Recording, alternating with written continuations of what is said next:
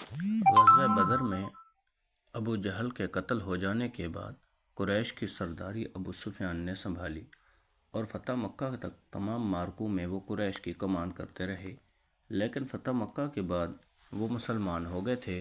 مسلمان ہونے کے بعد حضرت ابو سفیان رضی اللہ عنہ اپنے دور جاہلیت کے واقعات سنایا کرتے تھے۔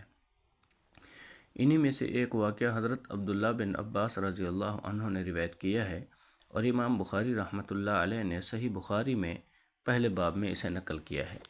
یہ اس دور کی بات ہے کہ جب نبی کریم صلی اللہ علیہ وسلم اور قریش مکہ کے درمیان حدیبیہ میں 10 سال تک آپس میں جنگ نہ کرنے کا معاہدہ ہو چکا تھا، اور عارضی مسائلات کے اس دور میں جہاں نبی اکرم صلی اللہ علیہ وسلم مختلف علاقوں کے حکمرانوں اور بادشاہوں کو اسلام کی دعوت کے خطوط بھجوا رہے تھے، وہاں قریش مکہ بھی تجارت کے لیے آزادانہ گھوم پھر رہے تھے۔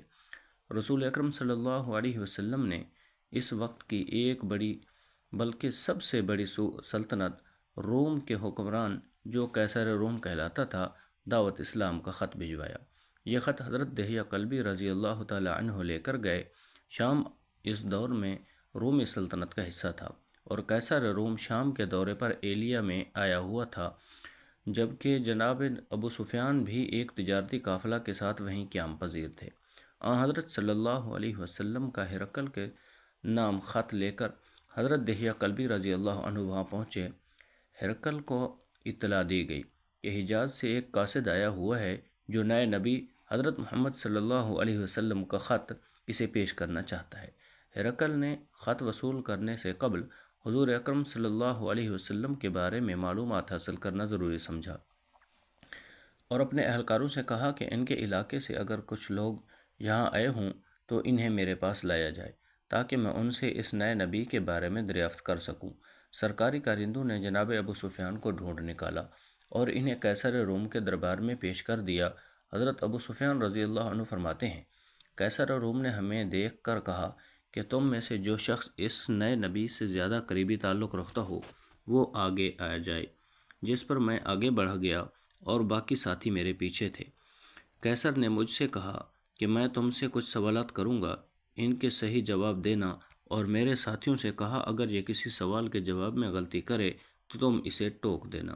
اس کے بعد قیصر روم نے سوالات کیے جنہیں ترتیب وار پیش کیا جاتا ہے۔ قیصر، اس شخص کا خاندان اور نسب کیا ہے؟ ابو سفیان، یہ معزز ترین خاندان سے ہے۔ قیصر، اس خاندان میں پہلے کوئی بادشاہ گزرا ہے؟ ابو سفیان، نہیں۔ قیصر، اس کے خاندان میں پہلے کسی نے نبوت کا دعویٰ کیا؟ ابو سفیان، نہیں۔ قیصر، اس کے پیروکار کمزور لوگ ہیں یا خوشحال؟ ابو سفیان، کمزور لوگ زیادہ ہیں۔ قیصر، ان کی تعداد بڑھ رہی ہے یا کم ہو رہی ہے؟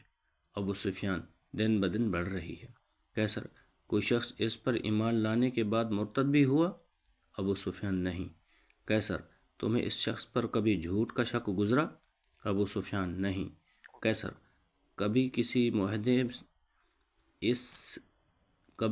معاہدے سے اس نے غداری کی؟ ابو سفیان، نہیں۔ ہم اس وقت معاہدے کے دور میں گزر رہے ہیں، دیکھیں کیا کرتا ہے۔ قیصر، تمہاری کبھی جنگ بھی ہوئی ہے اور کیا نتیجہ نکلا؟ ابو سفیان، متعدد جنگیں ہوئیں، کبھی وہ جیتا اور کبھی ہم۔ قیصر، اس کی تعلیمات کیا ہیں؟